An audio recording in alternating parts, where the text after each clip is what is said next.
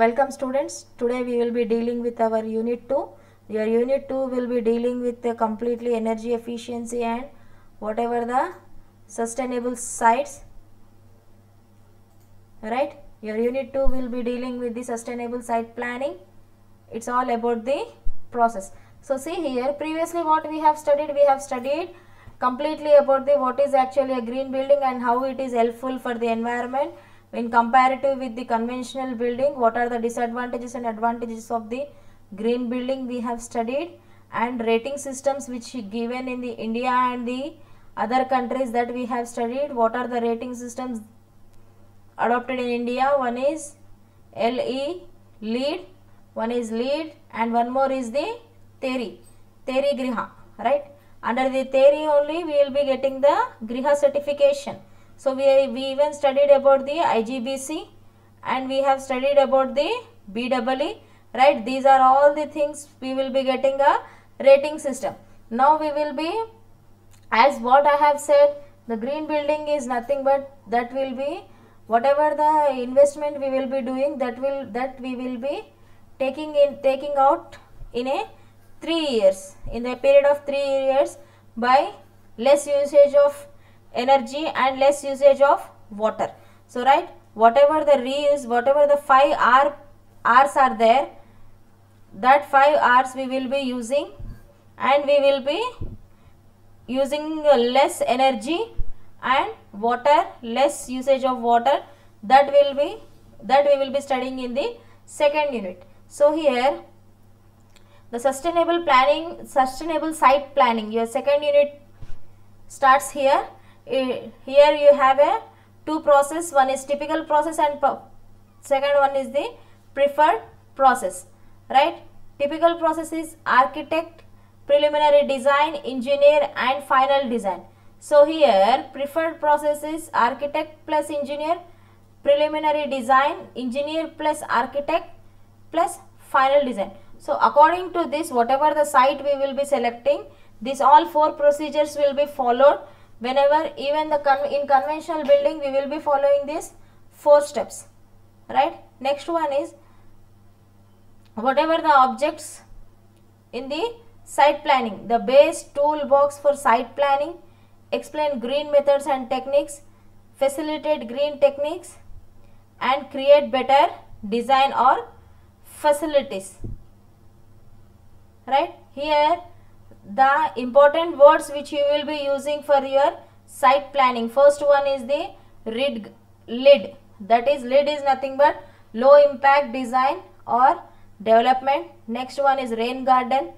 Third one is pervious pavement. Pervious pavement, here we will be using whatever the left out space in between, you will be filling it with the greenery, right? Next one is bioretention, pervious surface, heat island effect, xeriscaping, and one more is LEED, right? Here what is sustainable site plan actually? What is sustainable site plan? A site plan that has the least environmental impact while still meeting the client project goals. So here green design is the only sustainable if it makes sense financially as well, right? Sustainable means sustainability is nothing but the green building. The other name for the green building is sustainable building. So here, if why we are calling it as a green building, whatever the materials are there, if that is reusable and the less cost, then only that makes sense, right?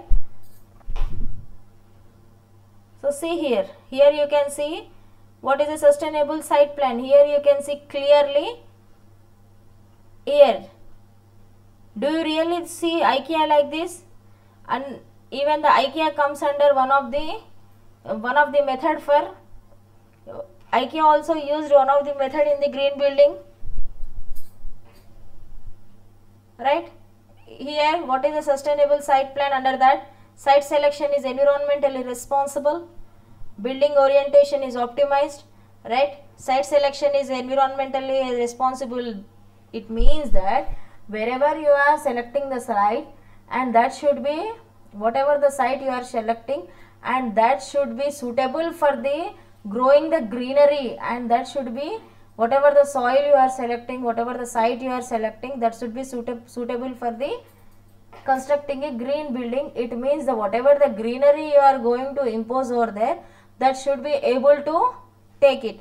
Next one, building orientation is optimized. Building orientation is optimized is nothing but whatever the orientation means, whatever the heat coming from the outside, that should be suitable, and whatever the glasses and whatever the outside energy, outside natural resources you are going to use, that should your orientation be in such a way that the sun rays should come in, fall inside the building directly. Next one, impervious surface are minimized, site disturbance is minimized. Impervious surfaces means whatever the soil, whatever the water that percolates into the means the water should come. Pervious means it should be able to take the soil. Impervious means it will not be allowing the water inside. So right, by that you can't do the, if impervious surfaces are there, you can't do the rainwater harvesting. So that for that minimize impervious surfaces are minimized. Next one, site disturbances is minimized. Site disturbances is minimized means it should, then if site disturbances are not minimized, it means there will be no difference between conventional and green building, right? Next one, storm water quantity and quality is considered. Whatever the storm water you are getting, that quantity and quality will be considered and the rating will be given. Landscaping is water efficient and active. Here that will be used for irrigation purpose, right? See here. Here what are the topics we have covered in this: site selection, building layout, impervious surfaces, grading consideration, storm water management, landscape design. So right here first topic we are taking the site selection. So for selecting the site, what are the considerations we are going to take? The limit development within or without. For example, for constructing the building, first we will be taking the GHMC permission because within their limits our construction should be there, right? Here also according to the Griha consideration we have to take the site selection, right? Limit development within or on 100-year flood plains, prime farmlands as defined by the USDA, 100 feet of wetlands, 50 feet of high quality bodies of water, habitats of endangered or threatened species, right? These are the requirements for site selection. Next one, considerations. Select perviously developed sites. Perviously developed site means whatever the water you will be getting, that's whatever the soil you will be getting, that should be pervious, means that should allow the water. First one is grey fields and one more is brown fields. Brown fields I have already explained you in the first unit, right? Select sites that encourage non-motorized transport. By motorized transport, what you will be getting? Non-motorized transports means to decrease the pollution, use of public transportation, right? Next one, site layout. Site layout, here building orientation comes into picture here. Energy saving of 25% plus 25% means that may reach to 30 to 35%. 8 degrees can make a significant difference here.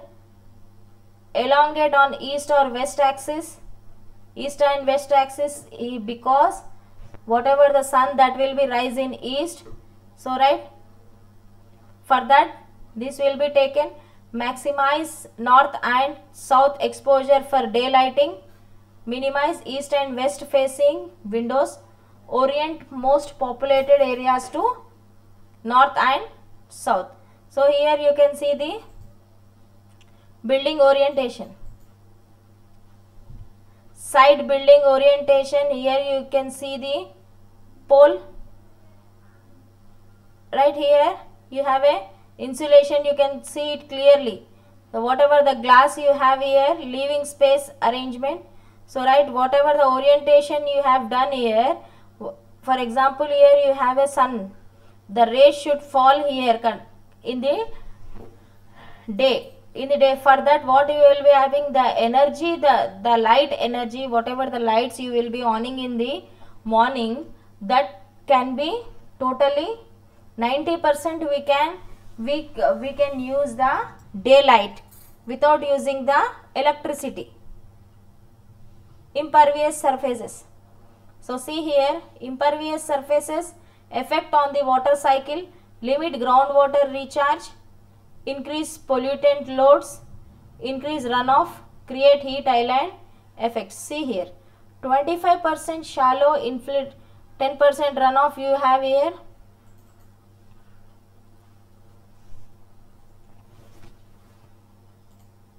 Runoff you have here, 25% shallow infiltrations, 25% deep infiltrations, 20% runoff.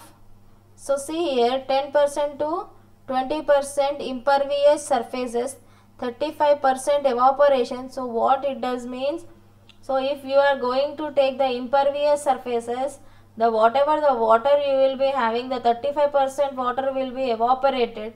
So what that will be affected on the water table, that will be affected on the water table. For that purpose we should not be taking the, we should minimize the impervious surfaces. Here the effect on water cycle, limit groundwater recharge, so increase pollutant load, increase runoff, create heat islands effect. Let's see here, impervious surfaces, reduce impervious surfaces. To minimize that, what we will be doing, minimize parking areas, zoning code, minimum or less, incorporate compact car spaces when possible, reduce lane sizes, planting in and around parking areas, green proofs. Here you can see the how the impervious surfaces has been used here, how the impervious surfaces are used here. Here the pervious paving options. Here you can see the pervious paving options clearly here. This is your pavement, pervious concrete, permeable pavers, grass pave systems. So here the permeable means whatever the water will be there, that should get inculcate in the surface. If impervious means what we will be doing, the water will not be inculcate inside and that will be getting evaporated easily. Next one is grading and slopes. Grading and slopes.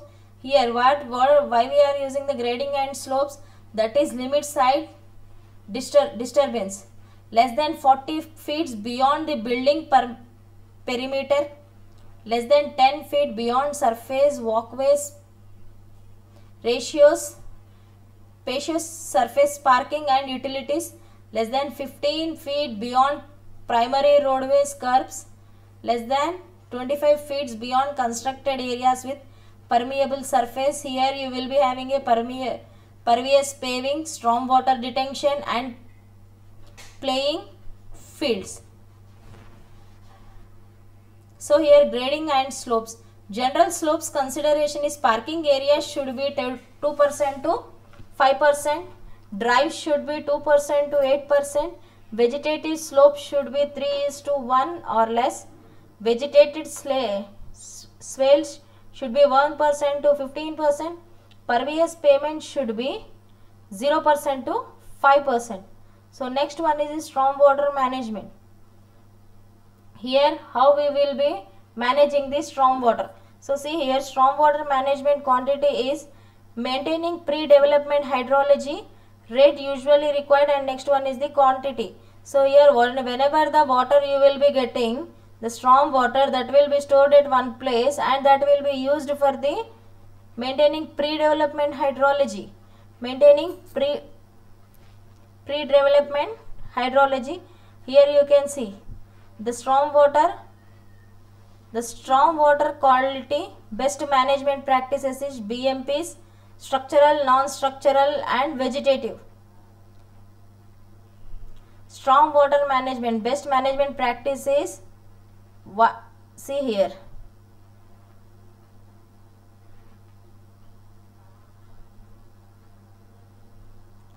right? The storm water whichever you are getting, that can be converted like this, right? That can be converted, and the storm water management can be done by doing like this.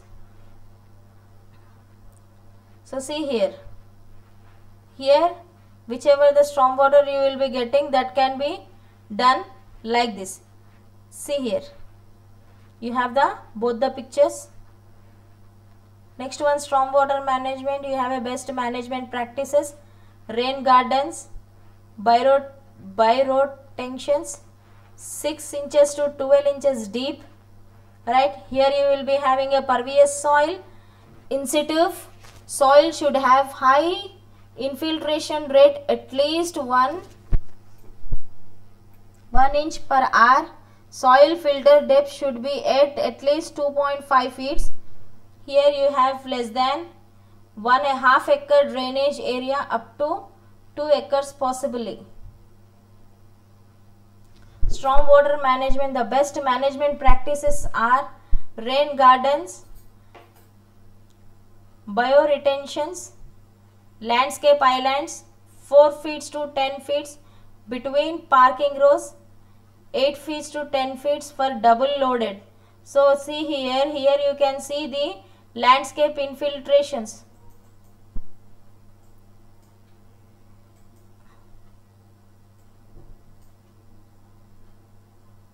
Landscape infiltrations you can see here.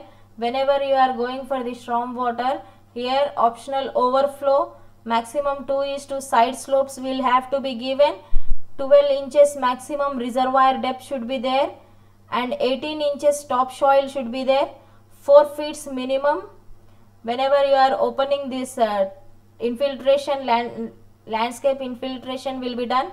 Flow will be like this, the water flow will be like this, and optional pipe in flow for passage of the water here.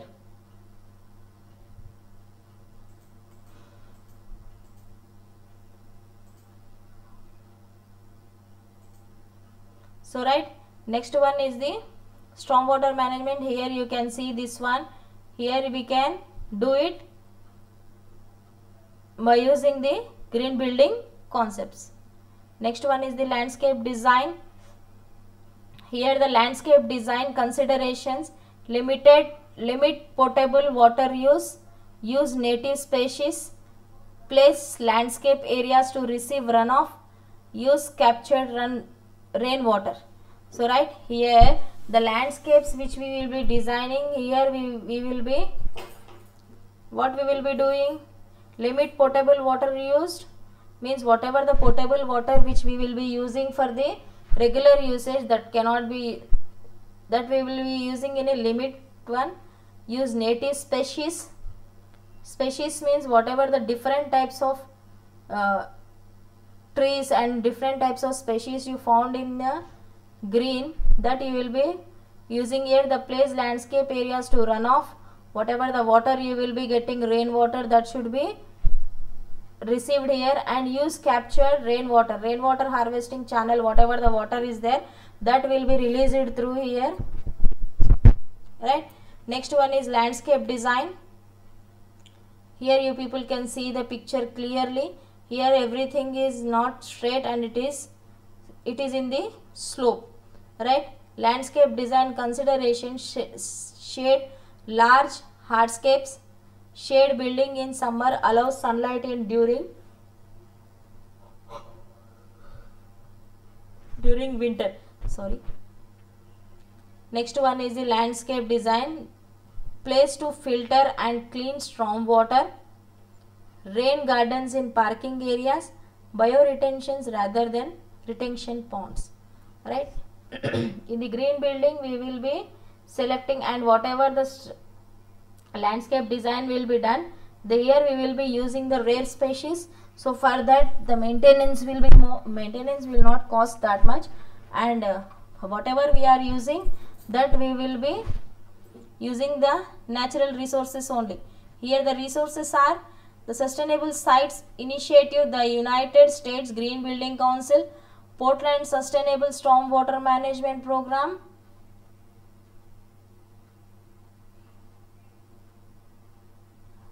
right? So here we have a unit 2 notes. First I will check that one, whatever you have.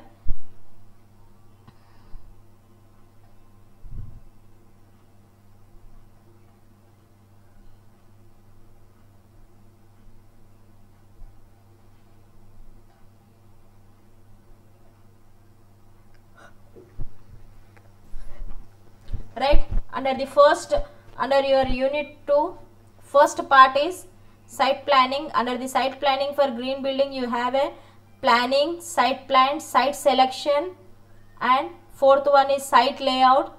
Next one is reduce impervious surfaces of the site. And here, right, these are the 5 things which you will be using to select the using for site planning for a green building. Here planning is nothing but a collaborative approach is followed when the owners, engineers, architects, contracts and important stakeholders to be brought together to develop a sustainable building. This helps to combine valuable inputs from the different expertise.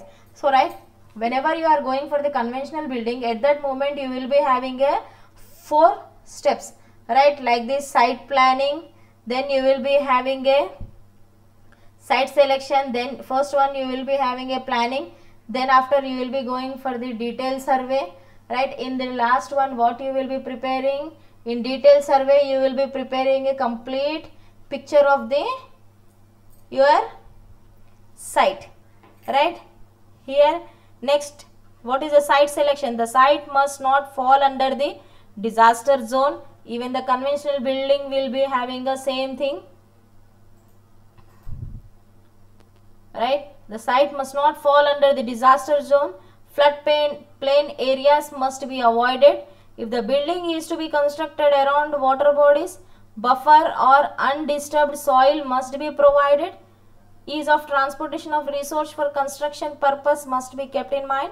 The site accessible to public and other means of transport is a good choice, right. These are all will be common for the infrastructure. Whenever we will be going for the conventional building infrastructure, we also keeping this site selection second part in a mind, right. We will be considering this part. Ensuring the basic amenities such as bank, child care, post office, park, library, primary schools, clinics, etc. that are all considered in your conventional planning also. Next one is site layout. The proper orientation of building or site layouts help to save energy by 25%. Here what we will be doing, this we have already studied in our PPT. Implementing large impervious surface throughout the site to avoid water runoff issues. To increase the aesthetic, is not suitable practice. Increase in the impervious surface affect the groundwater recharge, causing heat island effects, right.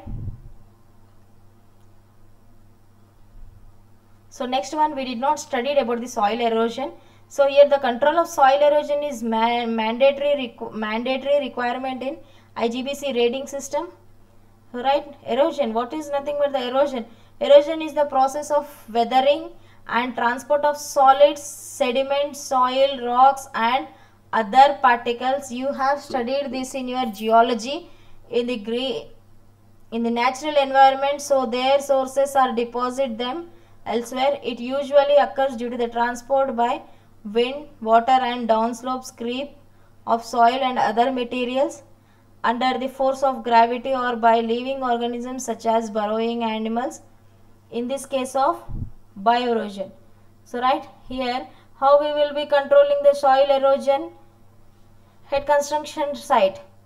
Development projects involves disturbance or to the existing soil conditions, removal of existing trees and overall changes in the microclimate and drainage pattern.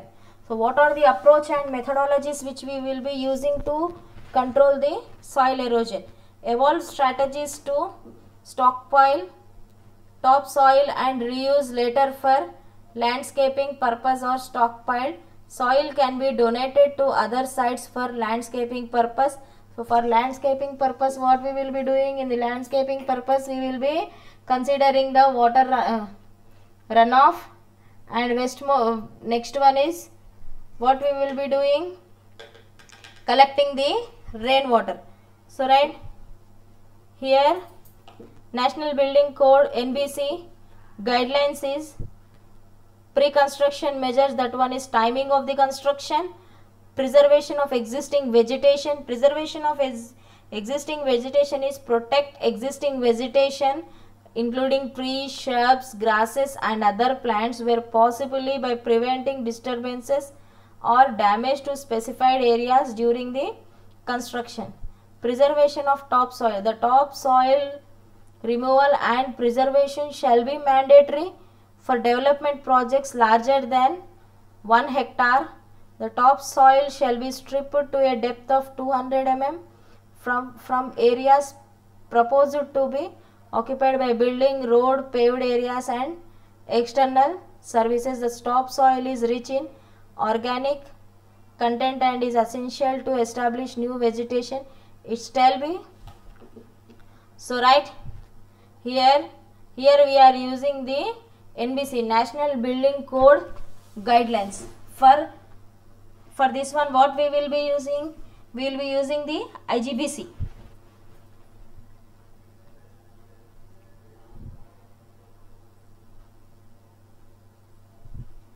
Right, see, a deformed or non-deformed net like polymeric material used within foundation, soil, rock, earth or geotechnical engineering related materials as integral part of the human made project structure or system called GGRIDS may be used as a control measure on filling with a lightly compacted soil or fine aggregate. A monolithic structure is created providing an effective means of confinement for unconsolidated material within the cells and preventing their movement even on a steep slopes. If required, the area can then be seeded to maintain green environment. The junctions have a central opening through which water can permeate, ensuring the organic material receives.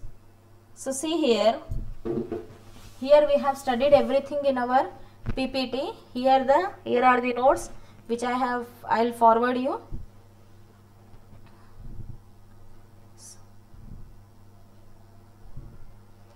Next one is the maximize comfort by proper orientation of the building facades, which we have already studied about this one also.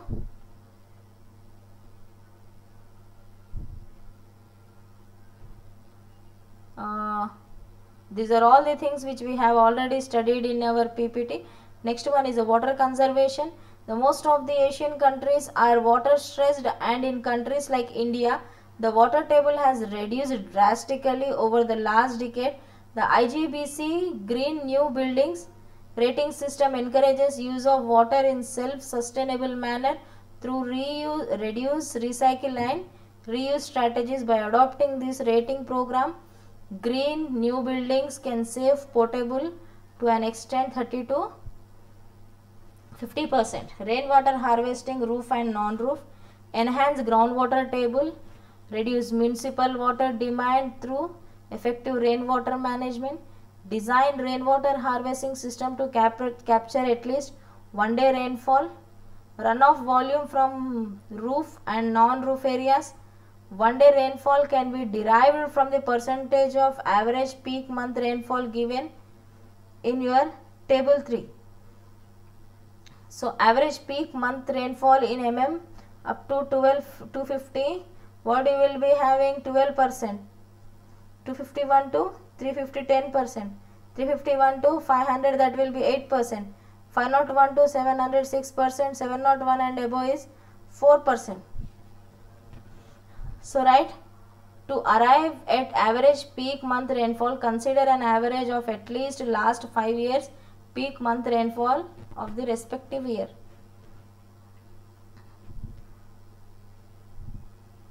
So right, next one is a water conservation.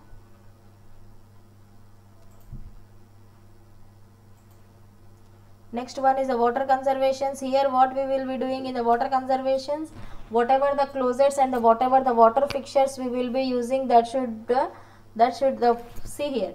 The water fixtures do not include irrigation system, faucets or taps installed for hand wash in the restrooms and canteen shall be considered, whereas faucets or taps installed for dishwashing and washing clothes need not to be considered. Rain shower, if any, need to be considered in the calculation of shower heads.